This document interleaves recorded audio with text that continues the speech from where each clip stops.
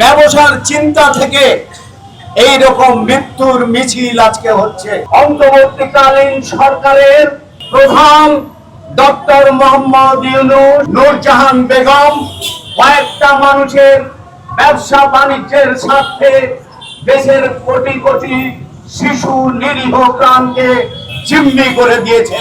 মানে ইউনিসেফের যে অস্থায়ী বাংলাদেশ প্রতিনিধি আছে স্ট্যানলি ভুঁইয়া, উনি একটা প্রথম আলোতে তার একটা ইন্টারভিউ ছাপা হয়েছে, সবার নিশ্চয় দৃষ্টির মধ্যে হচ্ছে, এবং এখানে তিনি প্রকাশ্যে আমাদের জনগণের সামনে তিনি তার পরিচ্ছন্ন বক্তব্য দিয়ে তুলে ধরেছেন যে একমাত্র অবহেলা এবং ব্যবসার চিন্তা থেকে এই রকম মৃত্যুর মিছিল আজকে হচ্ছে।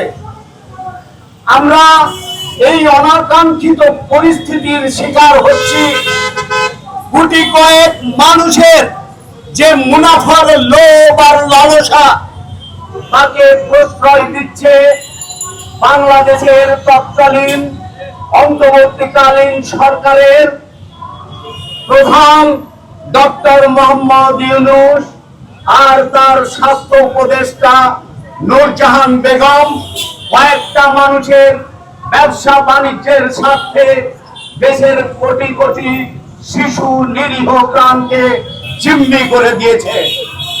আমরা আজকে এখানে দাঁড়িয়ে অত্যন্ত ক্ষোভ এবং দুঃখের সাথে বলতে চাই, বাংলাদেশের মানুষ লড়াই করেছে, বারবার লড়াই করেছে তার চিকিৎসা, স্বাস্থ্য, শিক্ষা এবং গণতন্ত্রের অধিকারের প্রশ্নে।